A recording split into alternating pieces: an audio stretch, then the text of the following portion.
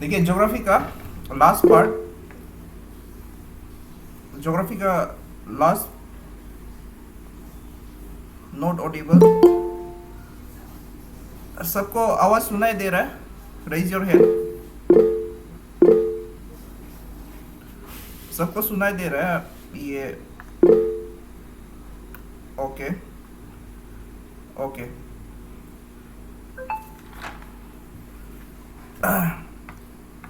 तो ज्योग्राफी का हम लोग जो नेचुरल डिजास्टर है, डिजास्टर डिजास्टर में जो अर्थक्वेक का जोन्स है उसको देखना था। डिजास्टर एंड जब डिजास्टर का बात करेगा तो यूजुअली हम लोग जो नेचुरल डिजास्टर है उसका बारे में बात करते हैं। तो इसको देखने से इसमें मेन डिजास्टर भी आ सकता है जो ह्यूमन का गलती का वजह से होता है। लाइक जो भोपाल गैस ट्रेजेडी आप लोगों ने सुना होगा। तो भोपाल गैस ट्रेजेडी में एक लोकल फैक्ट्री था, वहाँ पे कुछ कार्बाइड था उसका, ये का कंपनी का नाम, it was an American company. And वहाँ से गैस लीक होने के कारण वहाँ पे बहुत सारा लोग मर गया। And repercussion continued after that also. मतलब जो छोटा दूसरा जनरेशन का है वहाँ तक भी इसका रिपरकशन गया है। वो लोग में बहुत सारा कैंसर का high number of cases of cancers उसके बाद दूसरा जनरेशन में भी गया है। तो that will be called as man made disaster. तो हम लोग जो मेन मेड डिजास्टर है उसको नहीं देखते हुए नेचुरल डिजास्टर देखेगा। नेचुरल डिजास्टर इज द क्या बोलेगा फेनोमेना जो कि it is beyond human control और जो एक मास डिस्ट्रक्शन लाता है, एक मास लॉस लाएगा in the lives of people. तो वो कुछ भी हो सकता है, जान माल का हो सकता है, इकोनॉमिक लॉस हो सकता है। यूजुअली क्या है लाइफ से इसको लाइफ एंड जो डिस्ट्रक्शन ऑफ रिसोर्सेस उसमें हम लोग ज़्यादातर ये डिजास्टर को देखते हैं। तो यूजुअली जो डिजास्टर है इसको आप लोग खुद से थोड़ा सा सोच के, क्योंकि हम पूरा ज्योग्राफिकल रीजन को बता दिया है, ज्योग्राफिकल एरियाज को बता दिया है, तो आप समझ सकते हैं ड्रॉट किस तरफ में हो सकेगा। तो ड्रॉट तो कभी केरला में नहीं हो सकेगा, ड्रॉट कभी नॉर्थ ईस्ट रीजन में ड्रॉट नहीं हो सकेगा। तो ड्रॉट कहाँ हो सकता है? जहाँ पे रेनफॉल ज़्यादा नहीं होगा, like Bundelkhand प्लेटू and parts of Gujarat, उस तरफ में ड्रॉट हो सकता है। एमपी में हो सकता है and levered side of western Ghat area, वहाँ पे ड्रॉट हो सकता है। तो ड्रॉट कहाँ पे होगा ये आप मतलब दिमाग लगा के आप उसको आप जान सकते हैं। तो यहाँ पे मेनली इम्पोर्टेंट है जो earthquake, the seismic region of India, ये ज़्यादा इम्पोर्टेंट है। तो उसको हम लोग इसमें ज़्यादातर इसको जो अर्थक्वेक जोन बटा हुआ है, the seismic zone of India, उसको देखेगा। नाउ जो नेचुरल डिजास्टर है it can be divided into 4 parts. First is atmospheric disaster. And atmosphere क्या है ये भी हम लोगों ने डिस्कस कर लिया है। जो हम लोग का एक ब्लैंकेट बना हुआ है आर्ट का ऊपर में, जो एक ब्लैंकेट बना हुआ है पूरा आर्ट का ऊपर में, तो डेट इज द एटमॉस्फेयर। तो एटमॉस्फेरिक डिजास्टर में क्या आएगा? Thunderstorm, lightning,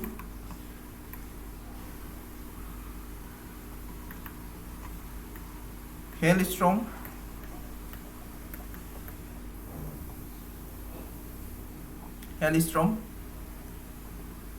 cyclone etc. तो यहाँ पे हम लोग क्या देख रहे हैं, all the weather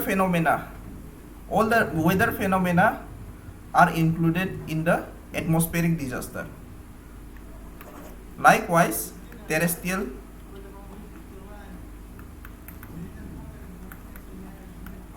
disaster, terrestrial जब हम लोग बात करता है तो यूजुअली क्या है, ये terrestrial is in it is the phenomena what goes into the earth में जो फेनोमेना होगा that will come under this terrestrial disaster.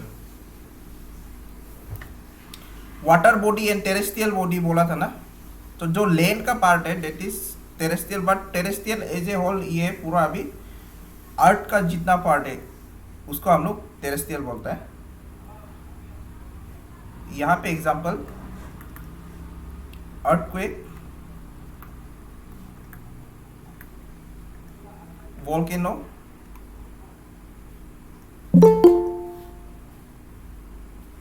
Landslide, avalanches etc.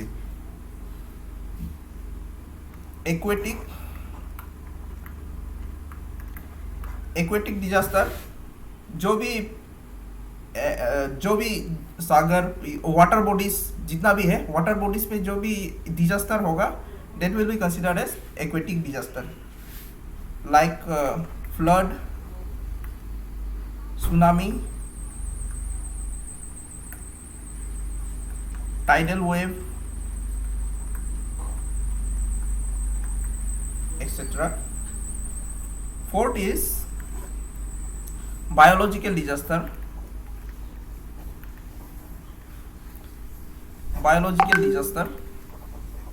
Biological disaster में जो भी माइक्रो ऑर्गेनिजम्स का वजह से जो भी बीमारी होगा that will be considered as biological disaster, like viruses, bacteria, fungus, anything जो कि माइक्रो ऑर्गेनिजम्स का लेवल पे है. तो यहाँ पे swine flu,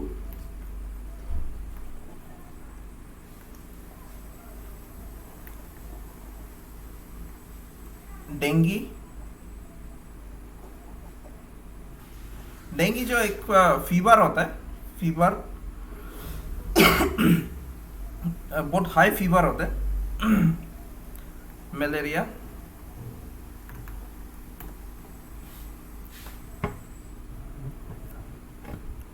and anything bird flu जो भी है, कोविड भी आ जाएगा. तो ये सब टाइप्स ऑफ डिजास्टर है. तो इसमें डिजास्टर जोन जो सिस्मिक इसको वाइप करने के लिए इट इज स्वाइन फ्लू,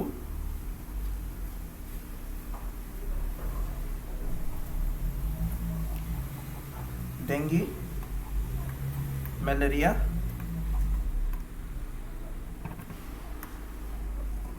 तो इंडिया को डिफरेंट सिस्मिक रीजन्स में इसको भाग किया हुआ है. तो जो भी अभी देखिए इंडिया का जो सब कॉन्टिनेंट है, ये जो इंडिया का सब कॉन्टिनेंट है ये क्या कर रहा है, इस तरफ बढ़ रहा है. ये यहाँ पे ये जो सी है यहाँ से स्प्रेड होके ये और ऊपर तरफ जा रहा है. It is crossing into the Eurasian प्लेटू और यूरेशियन प्लेट. ये ऐसा है यहाँ पे श्रीलंका. तो ये इस तरफ बढ़ रहा है और उसका वजह से यहाँ पे जो हिमालयन रीजन है, जो हिमालयन रेंजेस है, ये उठ रहा है. तो जो भी हिमालयन रेंजेस का आसपास में जो भी रीजन है that is susceptible to the very high risk zone. तो कौन कौन सा, ये तो मेन चीज़ है, इसको आप याद रखिए. और कौन कौन सा रीजन हम लोग का का अलावा क्या क्या रीजंस है दैट विल सी। तो हम लोग सबसे हाई रिस्क से लो रिस्क तक जाएगा अर्थक्वेक का।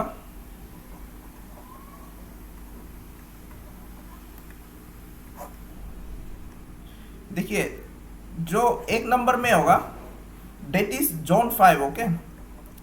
Zone 5 it is the very high,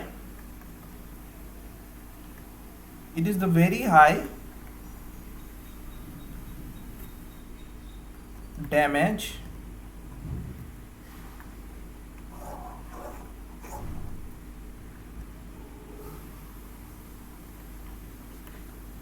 earthquake risk zone। तो जितना भी हिमालयन रीजन्स है that will come under this। notice state any means note is region, the 7 states in Assam comes under notice।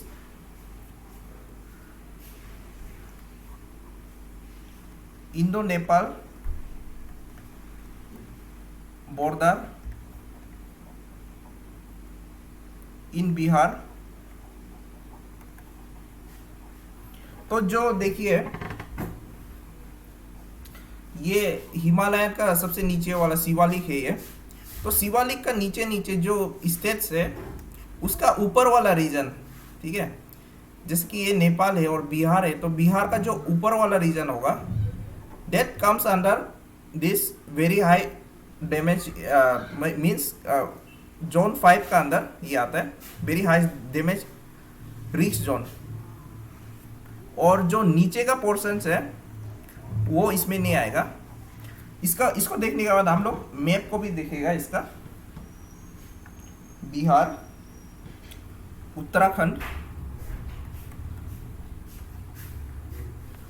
Uttarakhand और हिमाचल प्रदेश ये सब इसमें included है।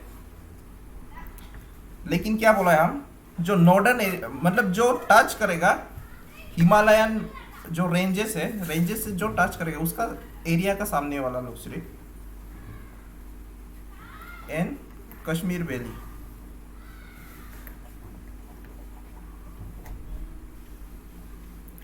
As well as Kutch.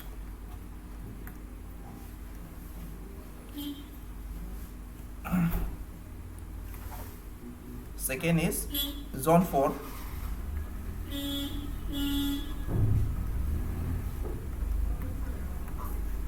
Zone 4 is high damage earthquake risk zone। High damage earthquake risk zone, इसमें northern Punjab,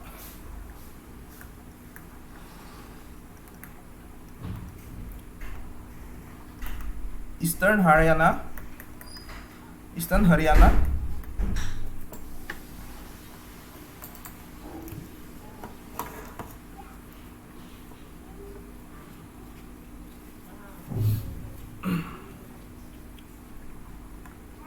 Delhi, western UP and Andaman.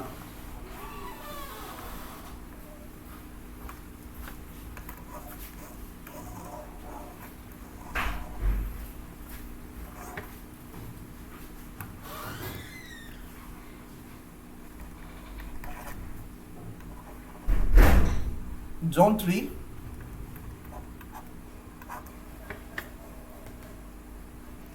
is the southern region, जो ये south region है, और जो ईस्टर्न एंड वेस्टर्न घाट है इसका दिस साइड, ठीक है।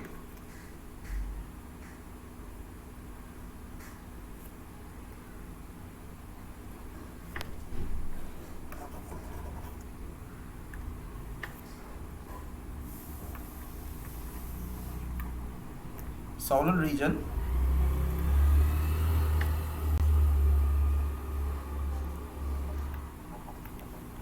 east and west coast.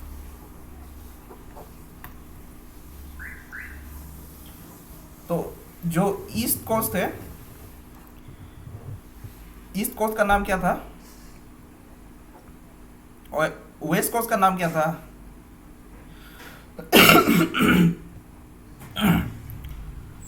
इसका मालाबार, इसका ईस्ट का कोरोमंडल.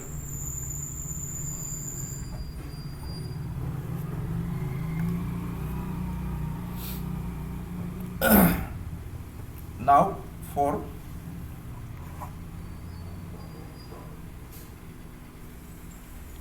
zone 2.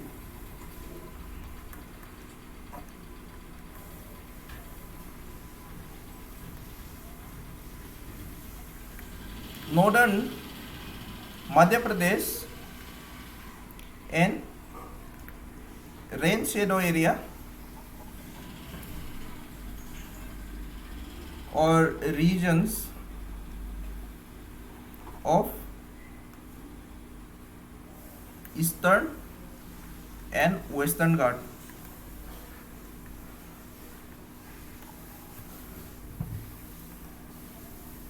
एक बार हम आप लोग को दिखाने का कोशिश करेगा.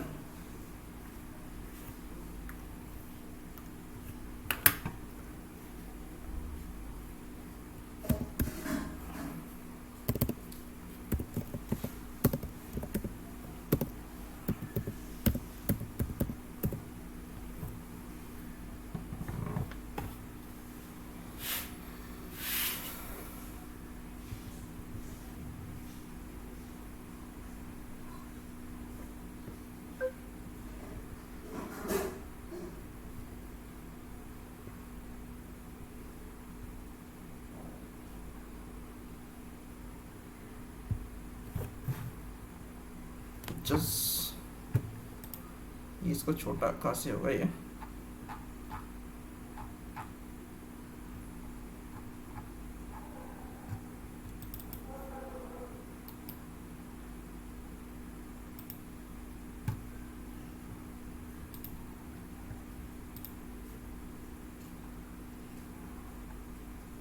ओके, यहाँ से देख लीजिए.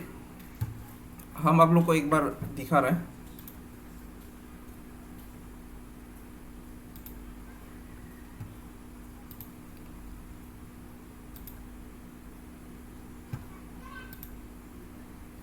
Just a minute.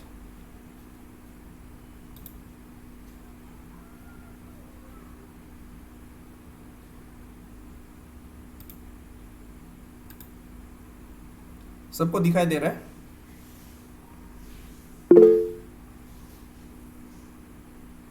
तो देखिए यहाँ पे जोन 1 से लेके जोन 5 तक दिखा दे रहा है. तो जो 5 में है तो ये सब पूरा north east state and some part of Himachal Pradesh and ये Kashmir valley that is Srinagar area and Uttaranchal का, उत्तराखंड का ऊपर वाला part and this Kutch area. इसको याद रखिए. जो जोन 5 है दैट इज मोस्ट इम्पोर्टेंट और जोन 1 जो देख रहा है ये सब पेचेस देख रहा है जो दैट इज जोन 1. तो ये इसका स्टेट्स को लिखाने के लिए थोड़ा कॉम्प्लिकेटेड हो जाता है क्योंकि अगर हम महाराष्ट्र लिखा दिया देन ऑल्सो देखिए महाराष्ट्र में 3 रीजन आ रहा है. एक ये जो सेकेंड वाला है मीन्स द जोन 4 यहाँ पे बन रहा है एंड जोन 3 यहाँ पे बन रहा है. मेरा कर्सर पर देखिए जोन 3 यहाँ पे बन रहा है एंड जोन 2 ये वाला एरिया बन रहा है और ये जोन 1 बन रहा है. तो जब हम ये स्टेट्स लिखा रहा है फिर भी ये आप लोगों को पूरा एक स्टेट पूरा इसमें कवर नहीं होता है ये. तो आपको ये मैप का द्वारा इसको याद रखना है। तो मोस्ट इम्पोर्टेंट यहाँ पे क्या है, जोन 5 है, उसको आप लोग ध्यान दीजिए, ठीक है। फिर से हम अपना इसको ले रहे हैं मैप को।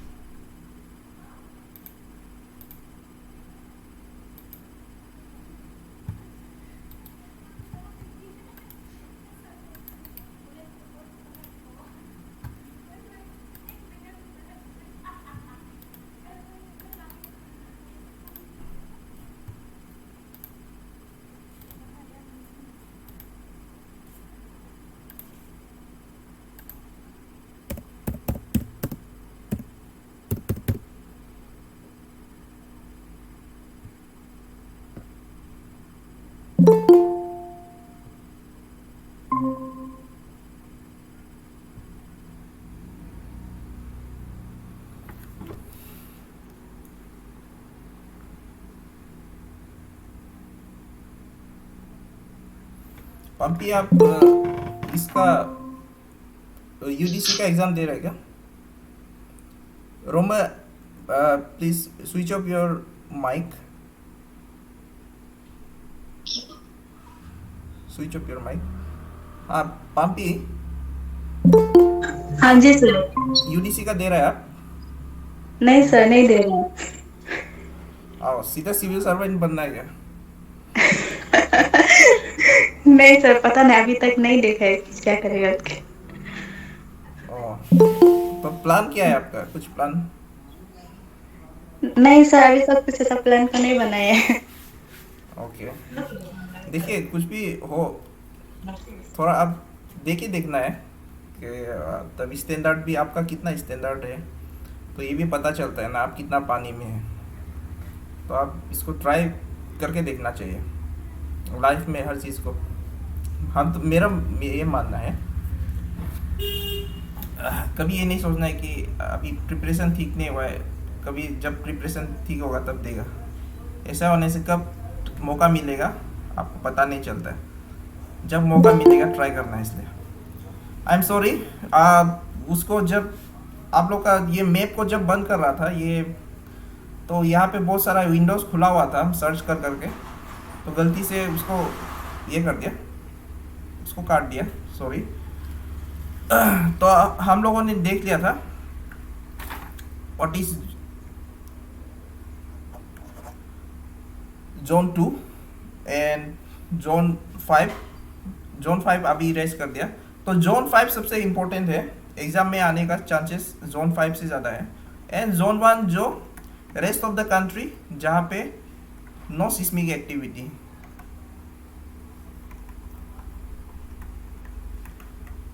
Seismic activity means which is related to earthquake or volcano, that is seismic activity। तो वर्ल्ड में सबसे हाई सिस्मिक एक्टिविटीज कहाँ पे होता है? In the ring of fire. In the ring of fire. Ring of fire कहाँ पे है?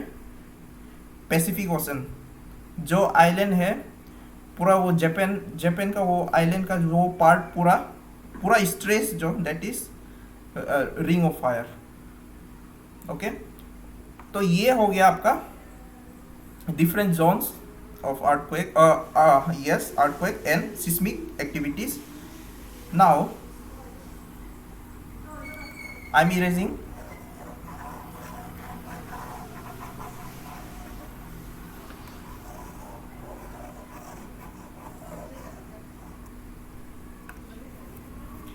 now। दूसरा है types of soil erosion. Soil erosion तो different type of soil erosion है, उसको भी आप थोड़ा दिमाग लगा के जान जाएगा।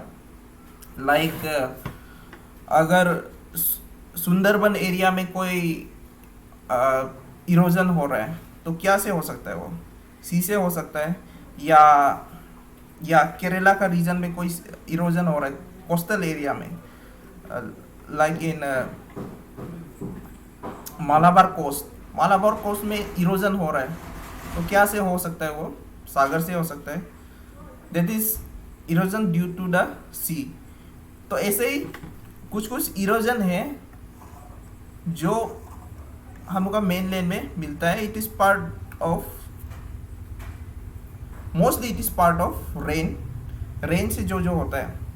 तो ये कॉमन इरोजन्स है in India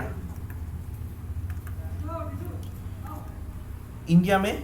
these are the common types of erosion।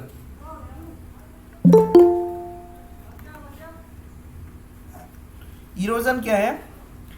जब भी एक लैंड का पोर्शन को कोई भी एजेंट, एक natural agent like anything like water और maybe it is wind, जो काट के ले जाएगा या उड़ा के ले जाएगा एक जगह से दूसरा जगह। तो ये टाइप ऑफ इरोजन भी इम्पोर्टेंट है, और जो हम अभी आपको दिखाने जा रहा है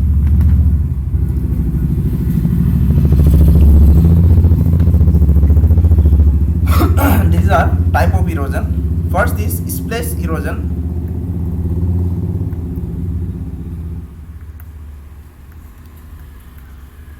फर्स्ट टाइप देखिए, जो अभी आप टाइप लिखाएगा 1 to 4, इसका जो ये है इंटेंसिटी है, इंटेंसिटी बढ़ते जाएगा। ठीक है, इंटेंसिटी बढ़ते जाएगा, और इंटेंसिटी जितना बढ़ेगा उसमें डीपर इरोजन होगा, deeper erosion.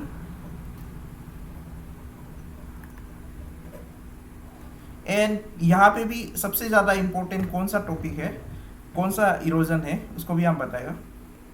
Now splash erosion, ये डायरेक्ट जब कांटेक्ट होगा, जब एक रेन से एक मट्टी जो कांटेक्ट होगा और मट्टी में कुछ भी नहीं है, means no green cover is there, तो क्या है, जो top layer of the soil उसको डायरेक्ट जो इम्पैक्ट करता है, जो वाटर ड्रॉपलेट्स जो इम्पैक्ट करेगा, that is splash erosion.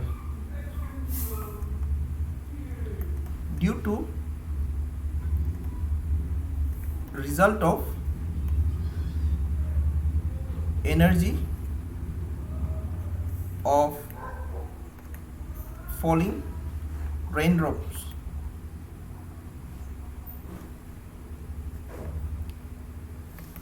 causing detachment of soil particles and slow down movement of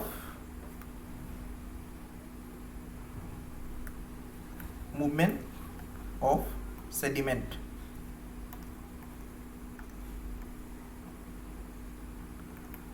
तो ये पार्ट से आप क्या समझ रहे हैं, slow down the movement of sediment.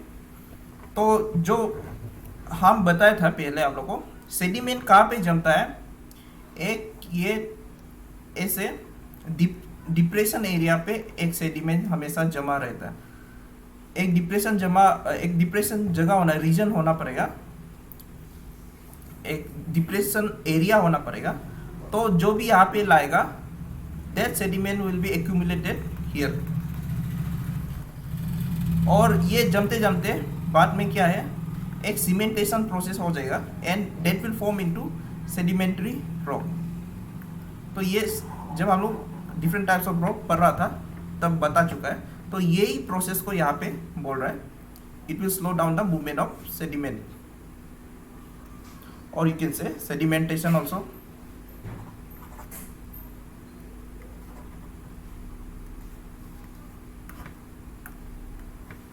Seat erosion,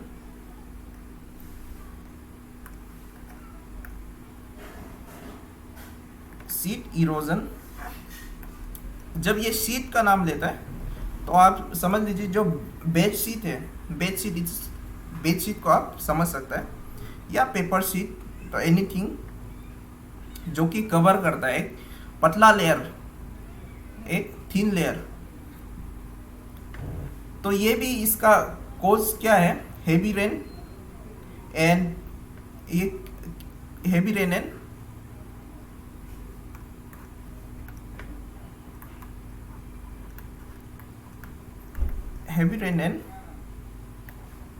level land means जो प्लेन है सरफेस जो लैंड का।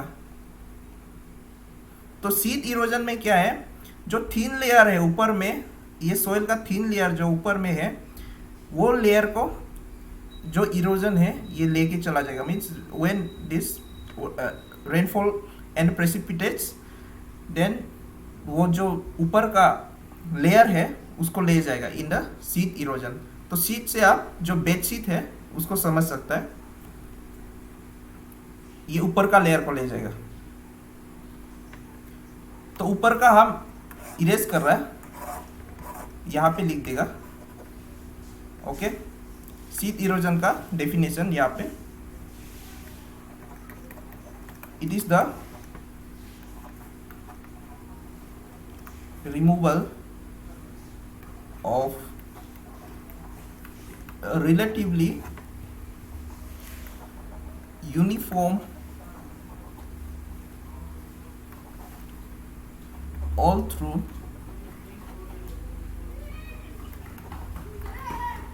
thin layer of soil from the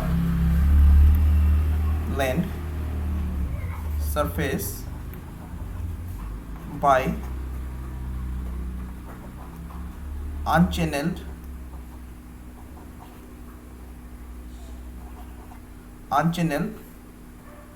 runoff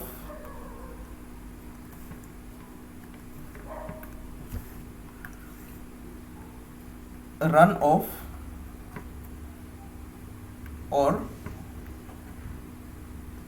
sheet flow. तो जो यहाँ से जो इरोडेड पार्टिकल्स है उसको जो ले जा रहा है, that is also called as sheet flow. तो यूजुअली क्या है, ये फिनोमेना हम लोग का सड़क में भी दिखाई देता है कि जब ज़्यादा बारिश आ जाता है तो क्या है, नदी जो पानी बरसता है तो वो नाला से नहीं जाके जब ऊपर से बहने लग जाएगा सड़क का ऊपर से, तो वहाँ पे एक शीट फ्लो टाइप का ही एक फिनोमेना दिखाई देता है कि जो ऊपर का लेयर है, रास्ता का जो ब्लैक टॉपिंग है उसको उड़ा के ले जाता है। That is another case. यहाँ पे क्या है, आप लेन को लेके इसका एग्जाम्पल को लेना चाहिए जो डे टू डे लाइफ में आप रिलेट कर पाएगा, उसको हम बता रहे हैं। तो यहाँ पे क्या हो रहा था, ये डायरेक्ट कांटेक्ट होके देखिए इसका इंटेंसिटी बढ़ रहा है। अभी जो इरोजन है, इरोजन का इंटेंसिटी बढ़ रहा है। तो शीत में क्या हो रहा था, और शीत से पहले हम लोगों ने डिस्प्लेस में क्या हो रहा था, जो रेन ड्रॉपलेट्स था वो डायरेक्ट कांटेक्ट में आने के बाद उसमें इरोजन शुरू हो रहा था। देन द शीत इरोजन उसको ऊपर का लेयर को ले जा रहा है। Then comes the rill erosion.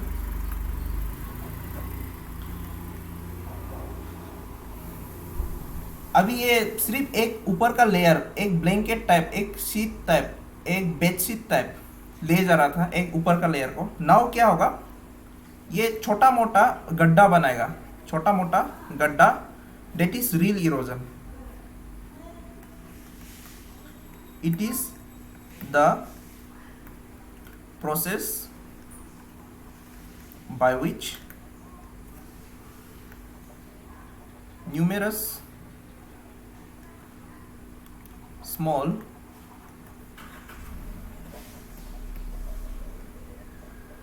channels less than 3 inches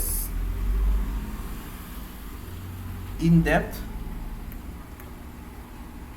are formed। ये समझ गया। नाउ यहाँ पे सबसे ज्यादा इंपॉर्टेंट ये गली इरोजन है। गली इरोजन, क्योंकि जो इंडिया का एक बहुत चैलेंजिंग वाला एरिया है, that is the naxalite area. जो चंबल रिवर है, चंबल रिवर जो कि बहता है पूरा ये जो एमपी एरिया से लेके यूपी एरिया, देन बिहार, ऐसे होते हुए जाता है। और वो जगह क्या है, डाकू वहाँ पे ज़्यादा रहता है। लेकविन नक्सलाइट्स वहाँ पे रहता है। नक्सलाइट्स जो यहाँ का अल्फा जैसा ही है, वहाँ पे जो अगेंस्ट द गवर्नमेंट वो लोग वहाँ पे क्राइम एक्टिविटीज कैरी ऑन करता है। तो वो नक्सल एरियाज में क्या है, गली इरोजन होता है। गली इरोजन तो आप लोगों ने जो भी इंडिया का फिल्म्स देखा होगा, लाइक पान सिंह तोमर देखा होगा आपने।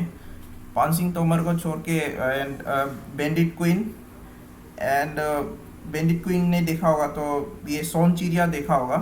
तो वो सब एरिया को देखिए आप, वो एक एरिड रीजन है, प्लस वहाँ पे गाड़ी नहीं जा सकता है। गाड़ी क्यों नहीं जा सकता है, क्योंकि वहाँ पे ऐसे ऊबड़ खाबड़ एरिया है। दैट इज सिल्ट इरोजन और गली इरोजन, सॉरी, दैट इज गली इरोजन। तो ये जो अभी इरोजन हो रहा था, ये एक हायर लेवल में हो रहा है और इंटेंस लेवल में हो रहा है, दैट इज गली इरोजन। तो ये जो ऐसा लैंडफॉर्म बन जाता है, this is called badlands. These are the badlands. तो यहाँ पे कुछ भी कल्टीवेशन नहीं हो सकता है। कोई यहाँ पे कंस्ट्रक्शन करने के लिए जगह बहुत अनसुइटेबल है। तो और यहाँ पे इवन घोड़ा भी नहीं चल सकता है, ये ऐसा इलाका है। और डेट इज वाई यहाँ पे जो नक्सलाइट्स है, नक्सलाइट्स का ये छुपने का इलाका है, क्योंकि इसका अंदर जाना बहुत मुश्किल होता है। गली erosion, it refers to the cutting narrow channels called gullies. Gullies means they are the steep slopes.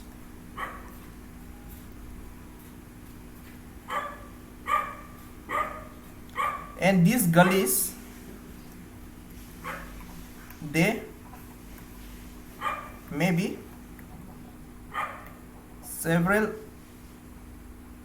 feet deep.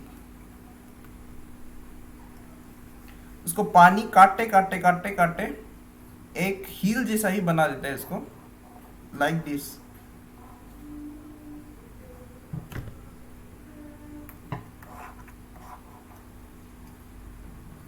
तो गलीज हम लोगों का कहाँ पे दिखाई देता है? In the Chambal valley.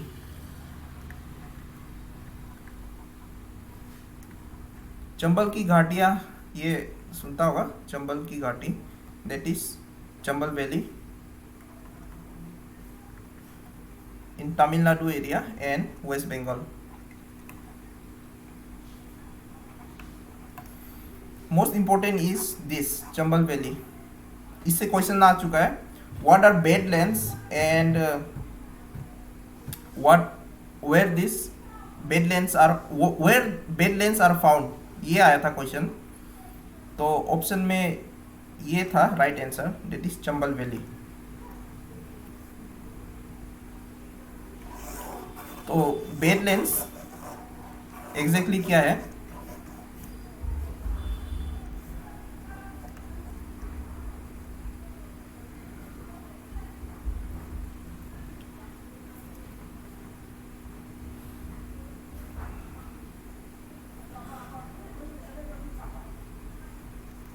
गलीज which are also called, ठीक है,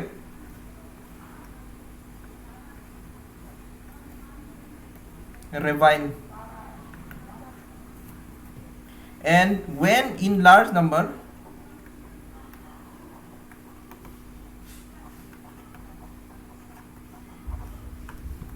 they will create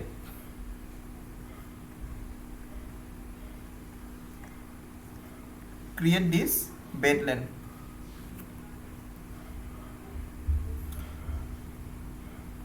मीन्स ये नदी काट जहां तहां से काट रही है ऐसा, फॉर एग्जाम्पल। तो यहाँ पे क्या हो रहा है, ये जहां पे काट रहा है वो डाउन हो जाएगा एंड जहां पे नहीं काट रहा है वो ऊंचा होगा। तो इस टाइप का स्ट्रक्चर हम लोगों को दिखाई देगा। तो डेट इज बेडलैंड।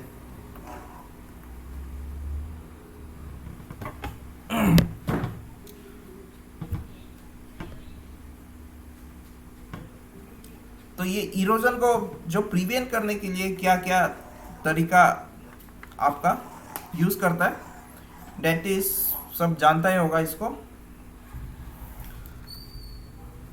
ठीक है। लाइक एफोरेस्टेशन हो गया, टेरेसिंग हो गया, means terrace farming, that is agriculture what is done in terrace, and contour terracing,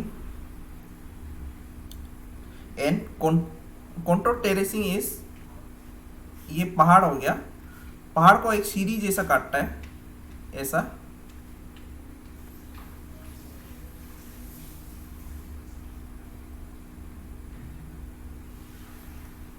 तो ये एक सीढ़ी जैसा जो पहाड़ को काटेगा, that is contour terracing।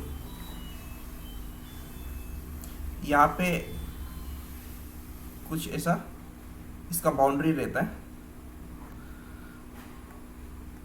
That is contour terracing. And contour bonding क्या है?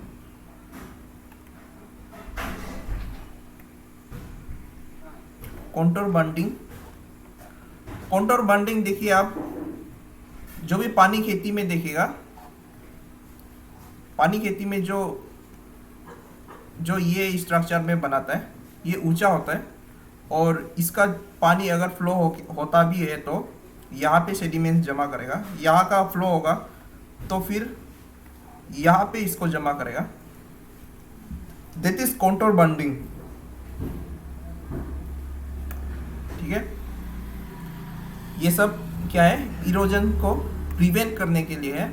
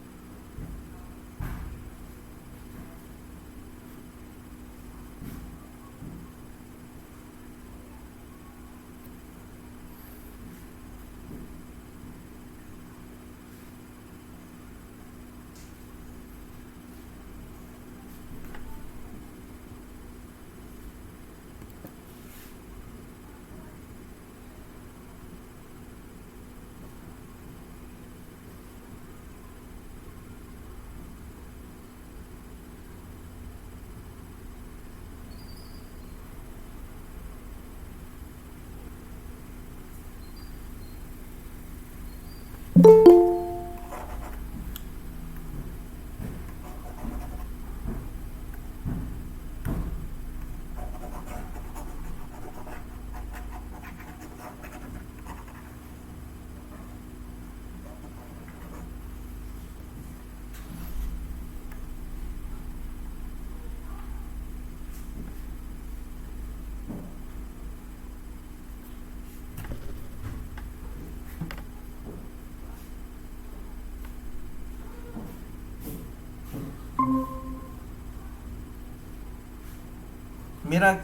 हाथ आज जहाँ था लग रहा है जर्मन, क्या हो रहा है सर?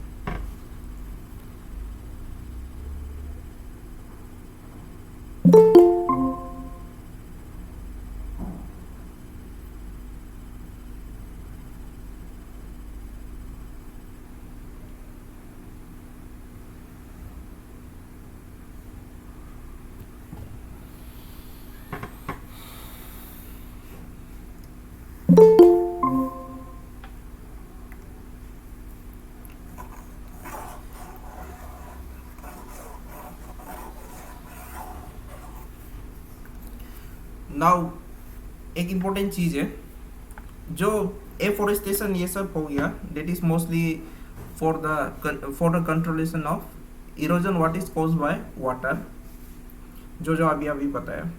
नाउ वो चीज़ अगर डेजर्ट में होगा, देन डेजर्ट और एरिड एरिया, एरिड और semi arid area,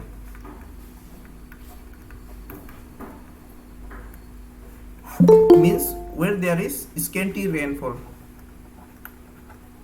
scanty or less rainfall।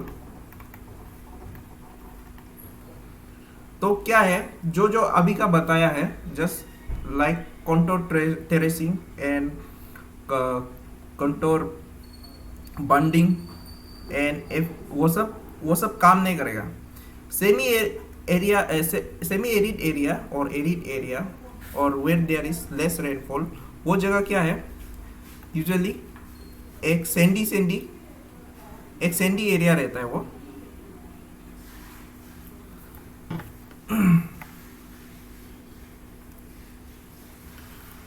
तो ये सैंडी एरिया के लिए यहाँ पे मोस्टली क्या है,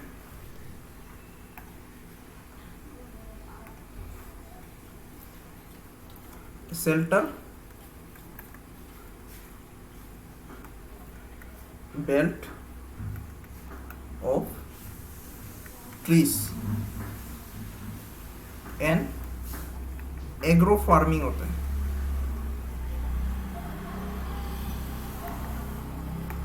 तो ये यूजुअली आपको जो arid area in the Gujarat, Rajasthan and Punjab area में आपको मोस्टली दिखाई देगा।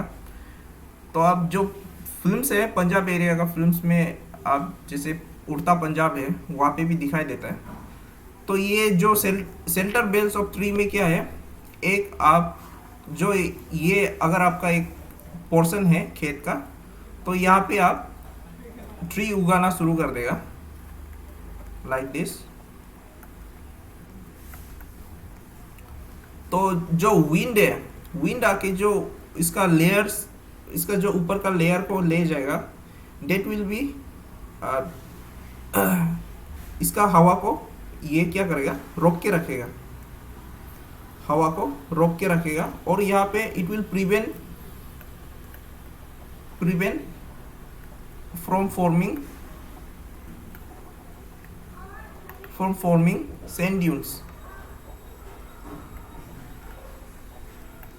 ठीक है। तो जो arid and semi arid area के लिए क्या है, शेल्टर बेल्ट ऑफ ट्री, ये चीज को याद रखिएगा। तो ये दो टॉपिक था जो हमको लगा है आप लोगों को इसको नहीं छोड़ सकता है, दैट इज वाई हमको इसको आप लोग को पढ़ाना पड़ा है। नाउ जल्दी से 3 क्वेश्चन हम आप लोग के लिए लेके आए हैं, इसको आप लोग सॉल्व कीजिए जल्दी से। उसका बाद हम लोग को हिस्ट्री भी शुरू करना है आज। Which the following means उसको यहाँ पे कुछ वर्ड्स है वो इम्पोर्टेंट नहीं है। Main reason for the loss of topsoil in India.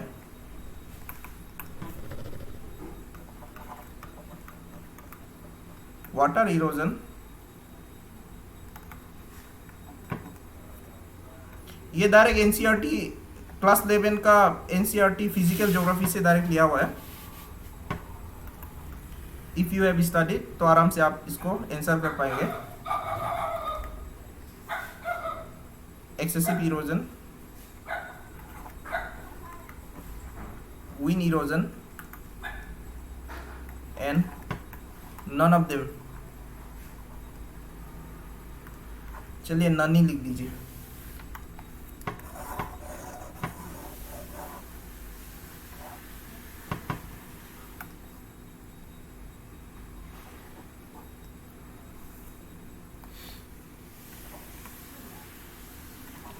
Arable land in India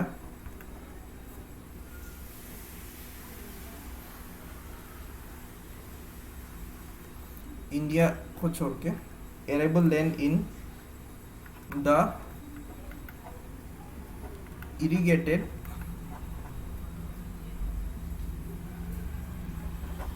zone of India is turning saline due to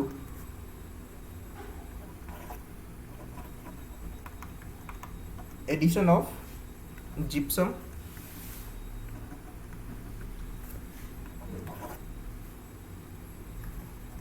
over irrigation,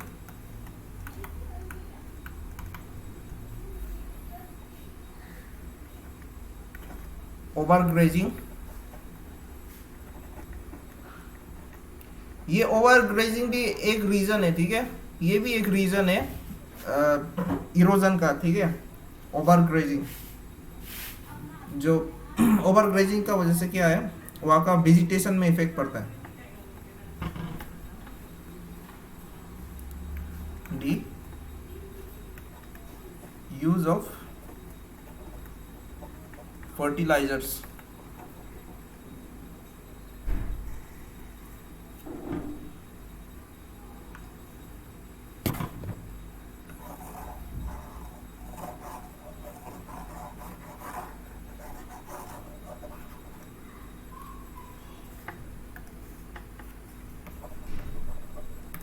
which most widespread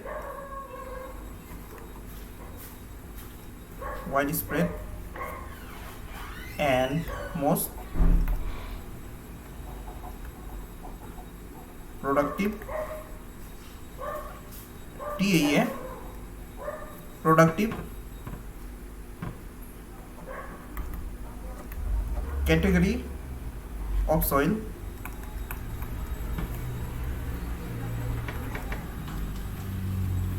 first is alluvial, B laterite,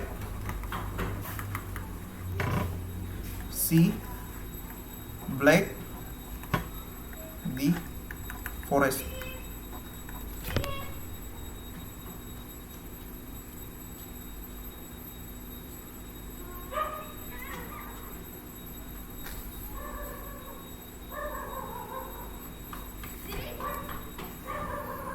ये arable मतलब क्या है, जो जगह पे अच्छा से crop उगाया जा सकता है, मतलब it is suitable for agriculture, that is arable. It is suitable for agriculture.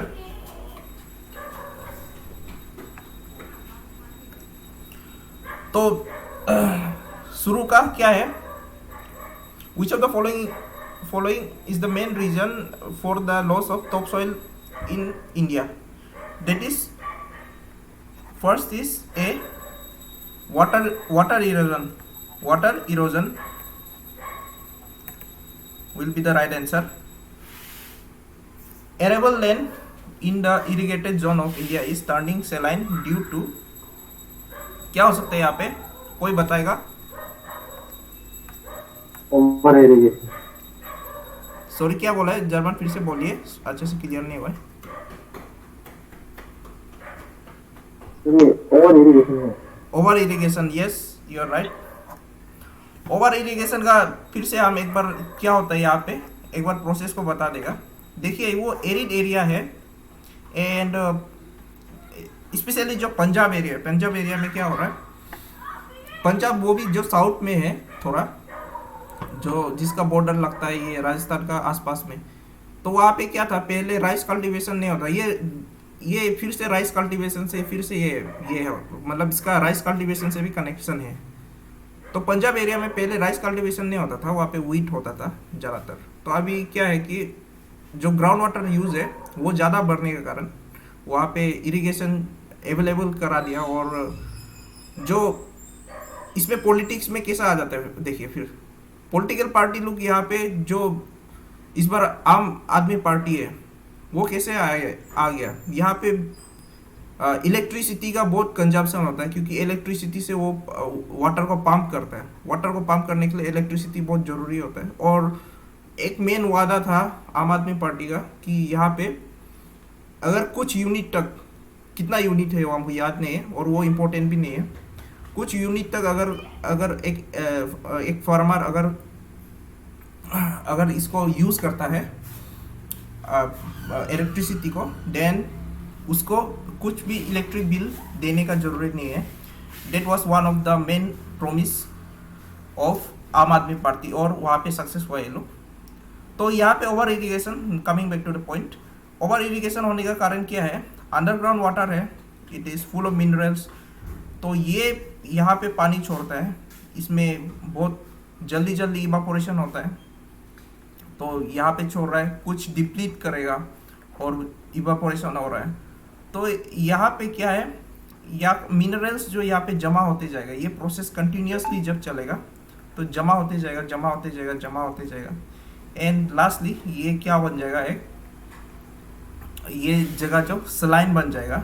और ये पूरा बाद में it will not be fit for cultivation, ऐसा बन जाता है।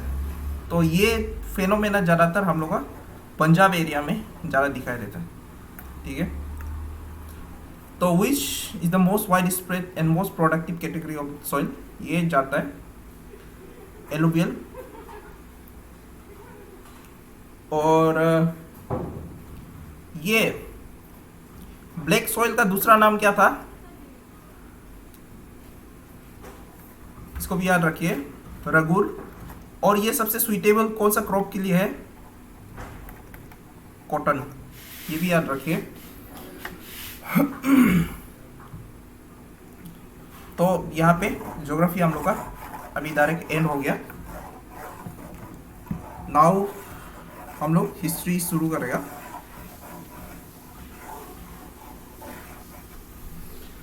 पंपी, आपको कंसेप्ट पूरा समझ में आया, जो हम लोग पूरा डिस्कस किया इन द होल क्लासेस, मतलब ये सिर्फ नहीं, पहले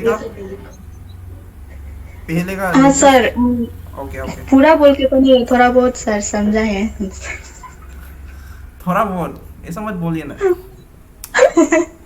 क्योंकि बहुत अच्छा से समझाने की कोशिश किया आप लोगों को। हाँ जी सर, और हम गो थ्रू करेगा इसको सर। हाँ ठीक है, ओके।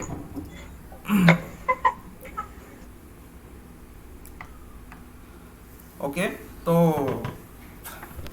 हम लोग आज हिस्ट्री स्टार्ट करेगा।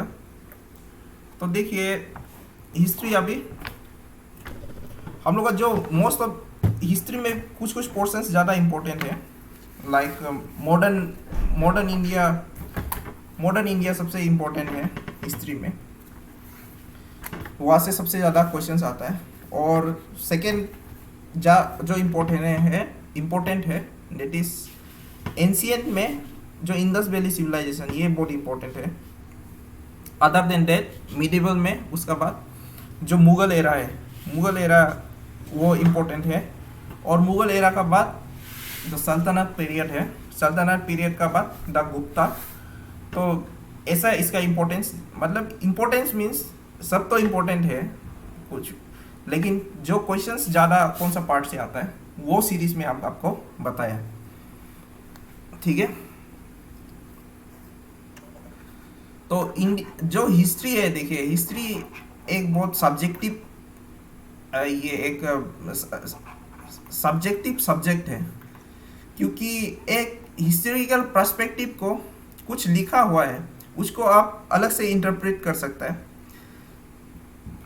एक अलग समय में।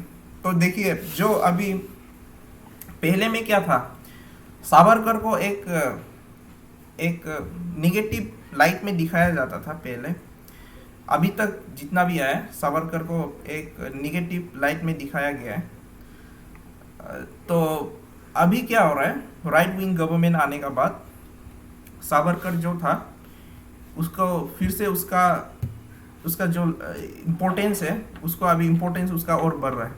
तो उसमें एक फिल्म का टीजर आया है, तो वहाँ पे भी कैसा नेशंस अलग अलग आर्ग्यूमेंट्स आने लग गया था कि ये सावरकर को फिर से क्यों प्रमोट कर रहा है, ये तो एंटी गांधी है एंड ऑल।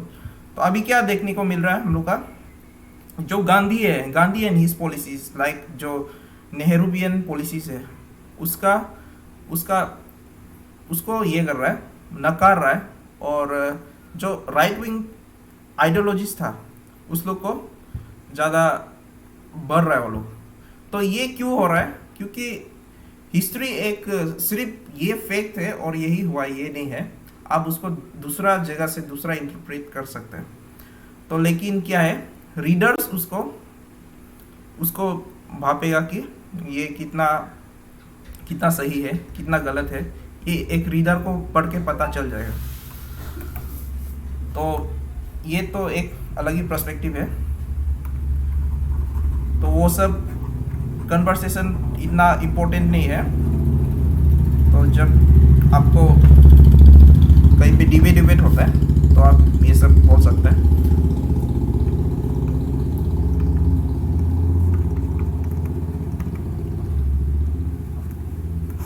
इंडियन हिस्ट्री, तो अभी हम लोग क्या करेगा, प्री हिस्ट्री से शुरू करेंगे। प्री हिस्ट्री,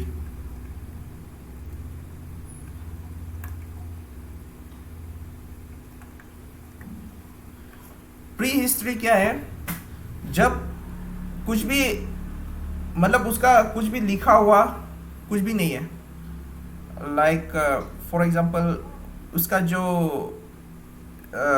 मतलब कुछ टेक्स्ट वेक्स या वॉल में कुछ लिखा हुआ या जो भी है उसका कुछ एविडेंसेस ऐसा कुछ भी नहीं है। प्री हिस्ट्री में ज़्यादा से ज़्यादा क्या है कि वॉल्स में पेंटिंग है और कुछ वो लोग का टूल्स मिल गया, वहाँ से एक कार्बन डेटिंग करके। कार्बन डेटिंग क्या होता है, एक प्रोसेस होता है, एक एलिमेंट अगर आपको मिल गया, एक जो भी एलिमेंट मिल गया, तो उसको आप यहाँ पे उसका कार्बन का डेट कितना है, कितना पुराना है वो चीज़ वहाँ से पता चलता है, डेट इज़ कार्बन डेटिंग।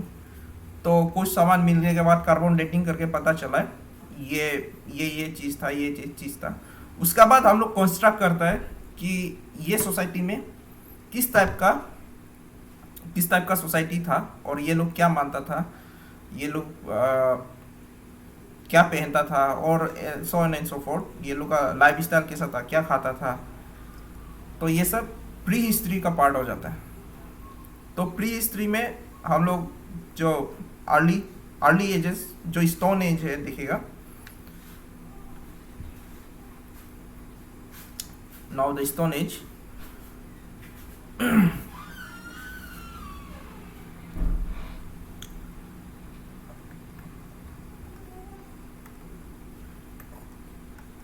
देखिए अभी तक जितना भी ये आया है, थ्योरीज आया है, तो सबसे एक्सेप्टेबल वाला थ्योरी क्या है कि इंडिया इंडिया नहीं है, जो ओरिजिन हुआ था ह्यूमन बीइंग का, मीन्स जो पहले जो एप का बाद ह्यूमन बीइंग बना है, जो होमोसेपियंस था, इसका ओरिजिन कहाँ पे हुआ था? अफ्रीका में हुआ था इन 2.6 मिलियन ईयर्स अगो।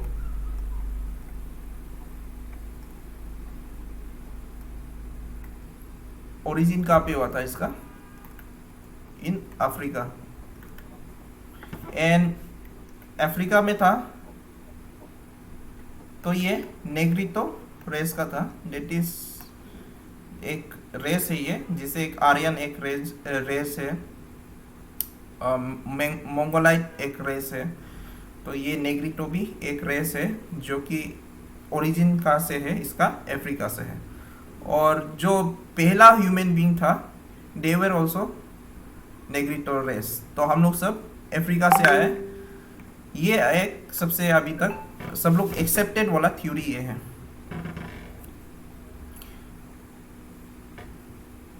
तो हालांकि ये एग्जाम में आना इतना इतना आने का चांसेस नहीं है इसका। तो इसका जो क्रोनोलॉजी है इंसान बनने का, ऐसा तो जो एप से पहले भी बहुत सारा क्रोनोलॉजी है। हम लोग एक एक्चुअली अभी क्या मानता है कि जो लाइफ आया इंडिया में, सॉरी वर्ल्ड में जितना जो लाइफ आया है वो क्या है? स्पेस से आया है। जो स्पेस से जब एस्ट्रॉइड टकराया है अर्थ में, तो वो लाइफ लेके आया है इन द अर्थ।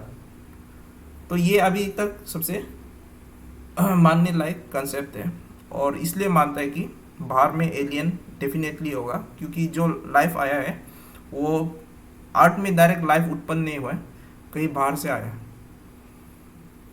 तो उसको छोड़ दीजिए। यहाँ पे ये देखिए कि जो एप से हम लोग कैसे होमोसेपियंस बन गया, उसका सीरीज क्या है।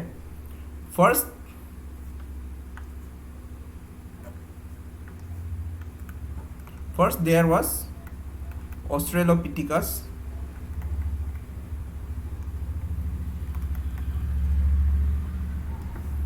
and second Homo habilis,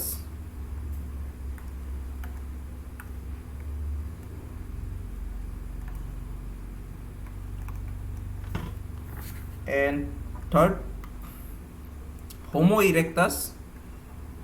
homo erectus में क्या हो गया? ये दो पहले उसका जो हाथ है, हाथ को भी चलने के लिए यूज करता था ये दो। एंड होमो इरेक्टस ये स्लाइटली खड़ा हो गया। तो ये खड़ा होने का इवोल्यूशन जब हुआ है, तो ये बहुत एक लीप फॉरवर्ड था for the human race. Because जब आप खड़ा होता है तो आपको बहुत दूर तक दिखाई देता है, और बहुत दूर तक दिखाई देने से आपका बहुत फ़ायदा हो जाता है। आपका प्रीडेटर को आप दिखाई देगा, और आप प्लानिंग कर सकेगा कहाँ तक जाएगा। तो ये सब होने का चांसेस ज़्यादा बढ़ गया। एक किताब है सेपियंस, ये आप टाइम मिलने से ज़रूर पढ़िए एग्ज़ाम का बाद, अगर फ्री होता है तो। और ये ख़त्म होने के बाद हम आपको और एक बुक रिकमेंड करेगा अगर आपको पढ़ने का शौक है तो। ये सेपियंस हरारी का एक नॉवल हरारी है, जो उसका एक बहुत फेमस बुक है, and it is a good book.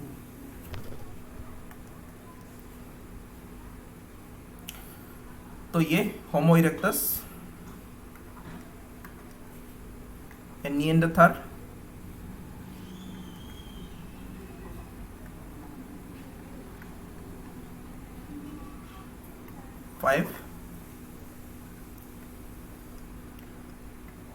Cro-Magnon and Homo sapiens। And homo sapiens आज का मॉडर्न जो इंसान है, that is homo sapiens. And जो होमो सेपियंस है, ये होमो सेपियंस कौन सा एज में आया है? देखिए, आर्ट को बहुत सारा एज में डिवाइड किया हुआ है, उसको आप पढ़ने से भी याद नहीं होगा।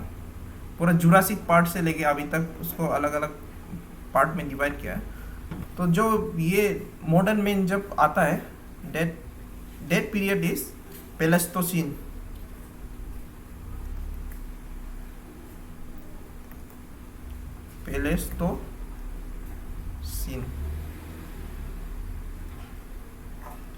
ये प्लेस्टोसीन एरा में इंसान जो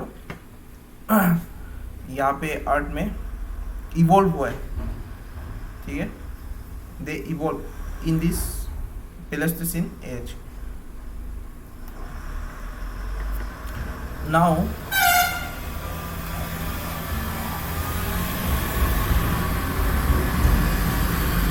जो स्टोन एज है, it can be divided into 4 parts, that is Paleolithic, Mesolithic, Neolithic and Chalcolithic। तो उसको भी वन बाय वन देखते हैं। फर्स्ट इज Paleolithic,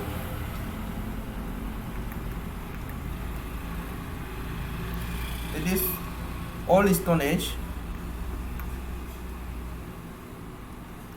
देखिए इसको अगर आप डिटेली अगर आप एंथ्रोपोलॉजी अगर पढ़ रहे हैं आप, तो इसमें भी और डिटेली जाता है उसमें। इसका भी बहुत सारा पीरियड्स इसमें इसका अंदर से भी आ जाएगा, बट वो अभी इम्पोर्टेंट नहीं है। तो हम लोग को जीएस पर्सपेक्टिव से देखना है इसको।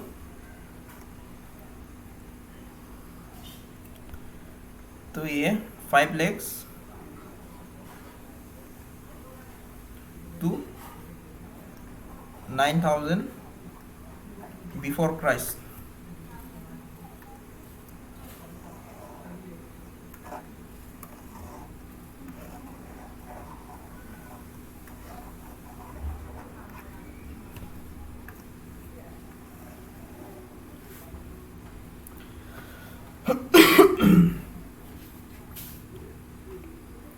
यहाँ पे क्या था मेन, जो यहाँ पे जो एप्स था, जो ह्यूमन बीइंग था, ह्यूमन बीइंग जब आ गया था यहाँ पे, the early human being, the early man, they use rudimentary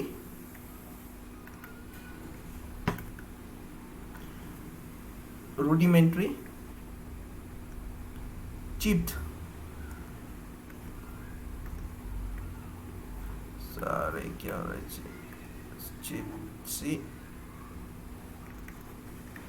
chipped stone। rudimentary means बहुत सिंपल, रूडिमेंट जिसको बोलता है सिंपल, उसमें कुछ भी ये नहीं है, कुछ भी कॉम्प्लिकेटेड वाला चीज़ नहीं है। सिंपल एक पत्थर है, पत्थर को वेपन बना दिया, दैट इज रूडिमेंट्री। और चिप्ड स्टोन मीन्स स्टोन को अगर 2 टुकड़ा कर दिया, या तो जो भी जितना भी टुकड़ा कर दिया, और वो एक पत्थर का जो वो एक फाइनल प्रोडक्ट बन गया, दैट इज चिप्ड स्टोन। तो अब ये गिट्टी वालों में ये चिप सुनता हुआ चिप, तो सेम आप उससे रिलेट कर सकते हैं इसको। And the man in this time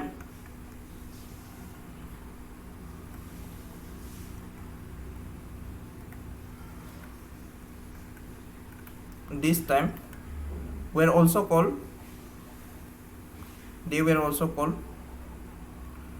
quartzite men।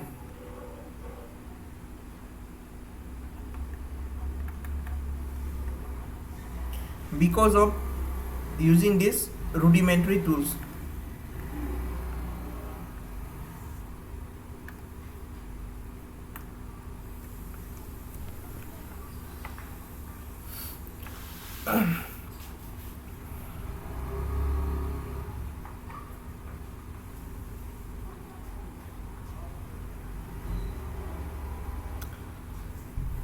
तो यहाँ पे ये लोग क्या था, मेनली इस समय में हंटर गेदरर था। हंटर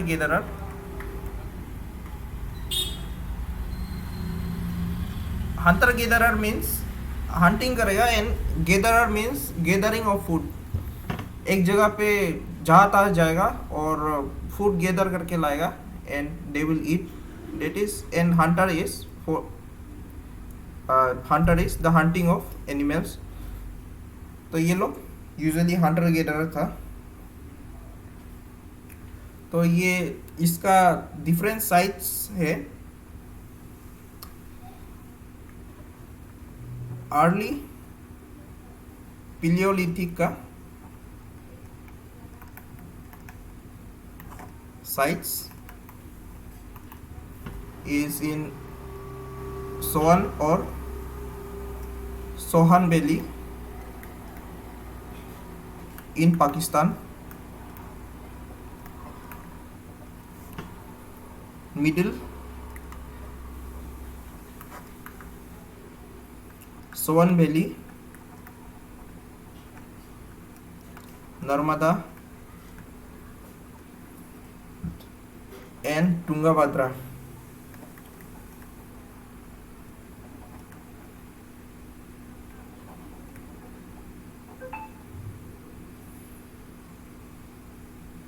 तुंगाभद्रा भी एक रिवर है साउथ का, ठीक है।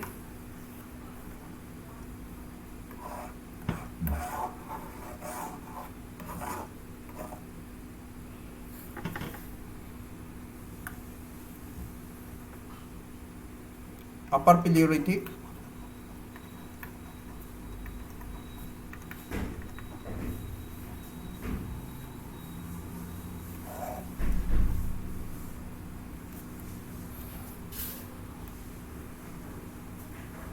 और यहाँ पे ये जो बोरी है महाराष्ट्र में, यहाँ पे भी इसका एविडेंस मिला है, बोरी इन महाराष्ट्र।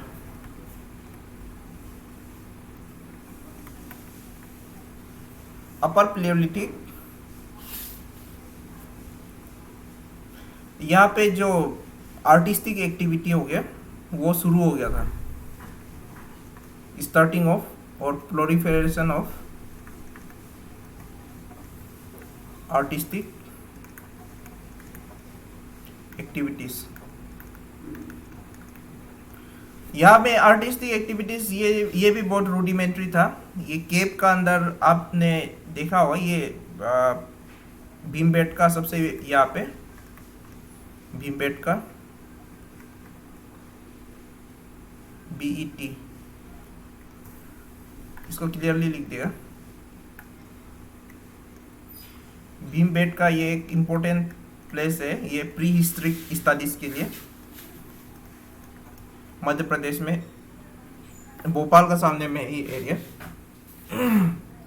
तो यहाँ पे जो वॉल में ऐसे ऐसे स्टिक्स का टाइप का इंसान बनाया हुआ है एंड एनिमल्स लुक भी यहाँ पे ऐसा क्रिएट किया हुआ है। तो डिफरेंट टाइप्स ऑफ यहाँ पे ऐसे रिचुअल्स लुक को भी ऐसा आग वाग जला रहा है।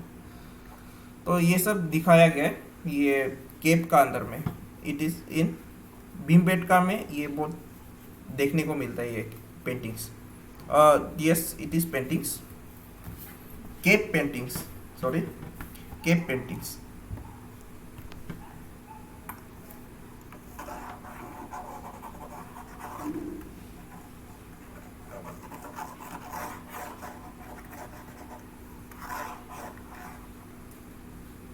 Now Mesolithic,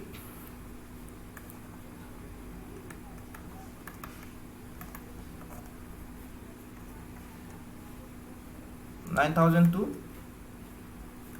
4,000 BC।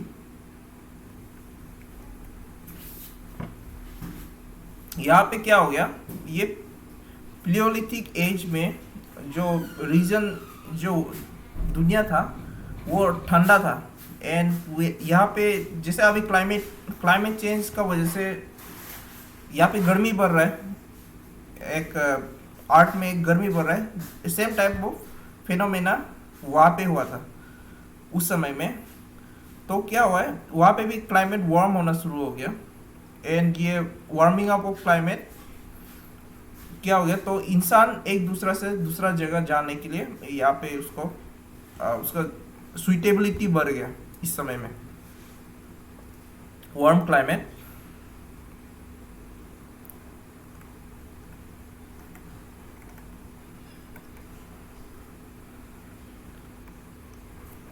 क्या किया है, suitability for the human to move. और ये सुइटेबिलिटी बढ़ने का कारण इसका एक्टिविटीज ह्यूमन का और बढ़ गया, लेकिन एक्टिविटीज अभी तक सीमित है।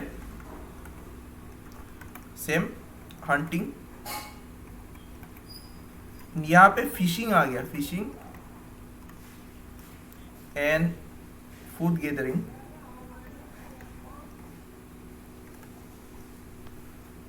और ये मेसोलिथिक का एंड में, मेसोलिथिक का जैसे कि ये 4000 BC है, तो फिर 4000 BC के आसपास में यहाँ पे लेटर स्टेज क्या है, डोमेस्टिकेशन ऑफ एनिमल होना शुरू हो गया। डोमेस्टिकेशन ऑफ एनिमल्स,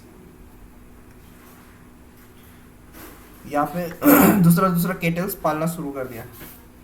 नाउ जो मेसोलिथिक पीरियड है, यहाँ का टूल्स को, मेसोलिथिक पीरियड का टूल्स को दो भाग में बांट सकता है। One is microlith and मैक्रोलिथ।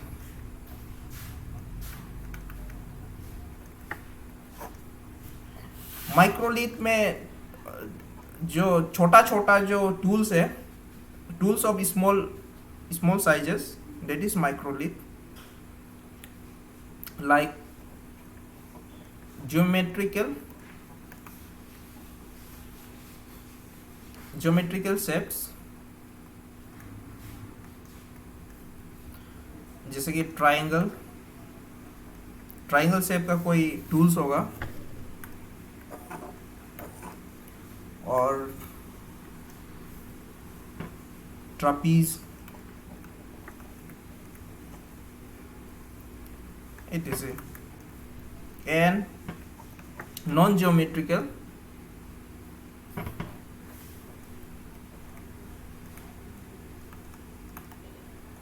like knife, blade. ये आजकल का स्टील का ब्लेड नहीं है, जो भी काटने के लिए जो यूज करता है, पत्थर से बनाया हुआ।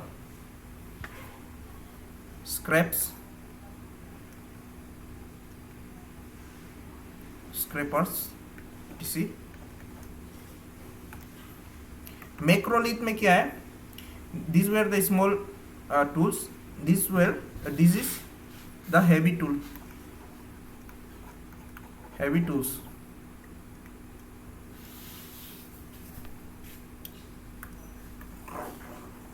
ये लोग का साइट याद रख पाना बहुत मुश्किल है, क्योंकि डिफरेंट बहुत सारा साइट, और आजकल भी खोज होते रहता है।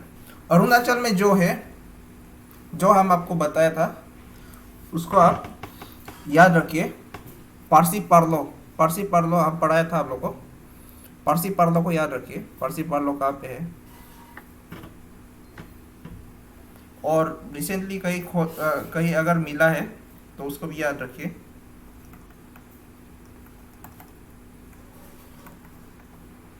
मिर्ज़ापुर, आदमगढ़। मिर्ज़ापुर कहाँ पे है ये सब जानता है होगा, यूपी में है। एंड बागोर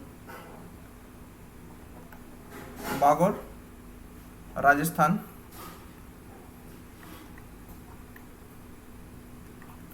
आदमगढ़ ये एमपी में है। नाउ नियोलिथिक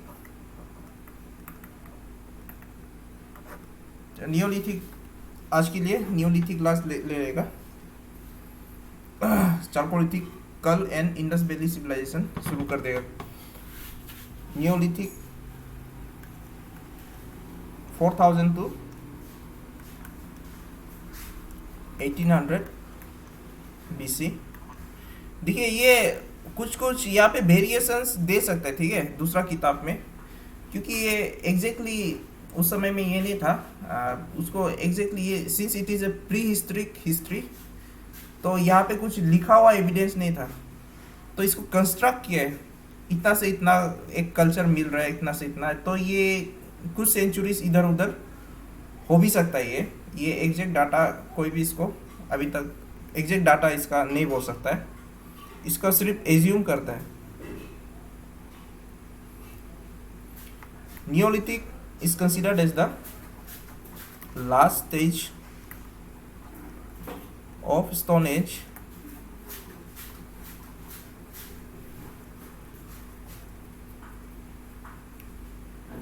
और ये समय में जो पहले हंटर गैदरर था, Hunter gatherer, they converted into food producing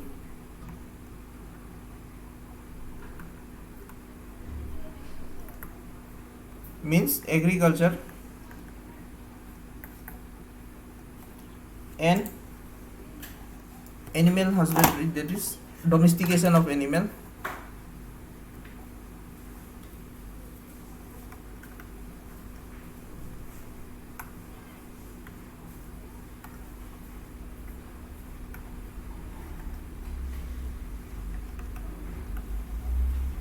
Domestication of animals.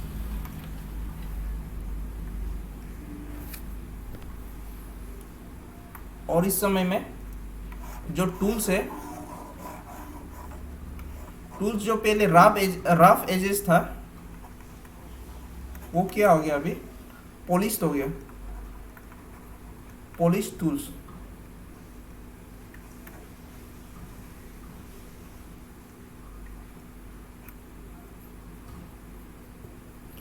And more refined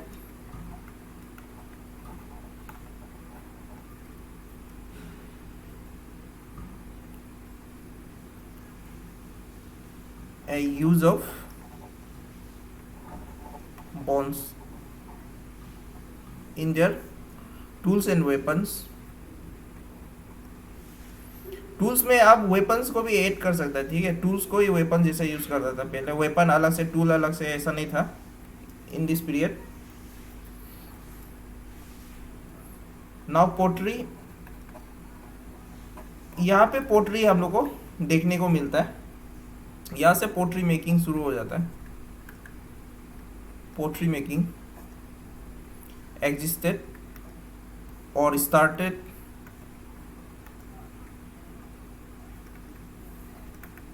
in this period.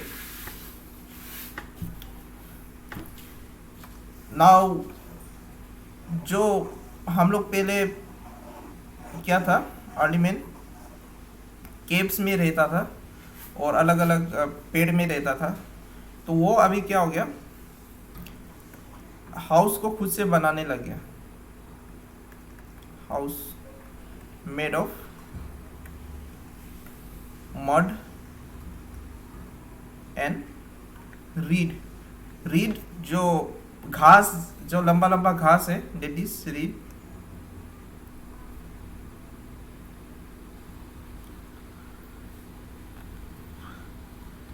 And इसका जो रीजन्स है जहाँ पे मिलता है, where this neolithic civilization, the neolithic people were found, the remains of the neolithic were found are northwestern Pakistan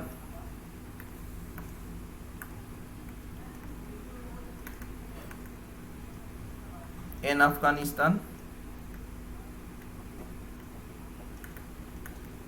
इसका हम इतना ज़्यादा नहीं दिखा रहा है क्योंकि इसका जो लिस्ट है बहुत एग्जॉस्टिव लिस्ट है,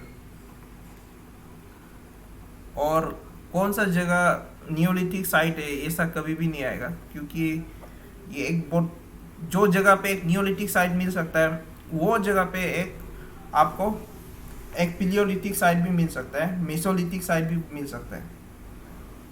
तो ये एक उसको जस्ट कार्बन डेटिंग करके ही अलग अलग कर सकता है।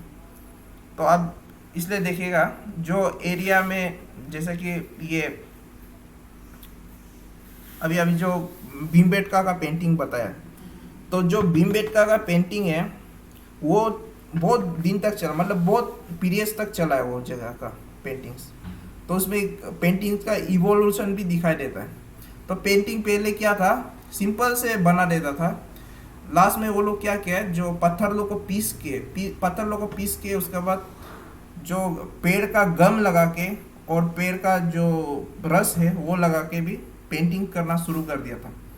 तो ये एक इवोल्यूशन आया है, तो उसमें नहीं जाएगा, that is part of art and culture. अगर आप बाद में मेंस दिखता है आर्ट एंड कल्चर पढ़ता है तो आप वो सबको पढ़ना पड़ेगा।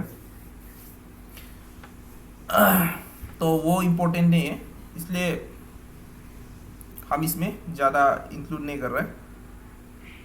देखिए यहाँ पे एक इंटरेस्टिंग चीज़ है, ये इतना इम्पोर्टेंट तो नहीं है। नॉर्थ कश्मीर में एक जगह है, ये नियोलिथिक समय का, डेट इज बुरजाम। और ये बुरजाम में जो डॉग है, डॉग को उसका मालिक का साथ दफनाया गया है। डॉग इज बरीड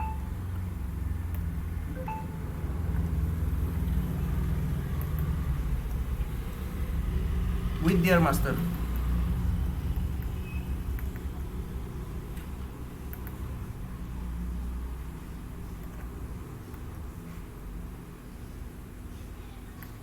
तो ये बुरजाउन एरिया में इसको दिखाई देता है। नाउ जो दूसरा हम लोग चारकोलिटिक है एंड इंडस वैली सिविलाइजेशन है, इसको कल कंटिन्यू करेगा। कुछ क्वेश्चन है तो पूछ सकता है।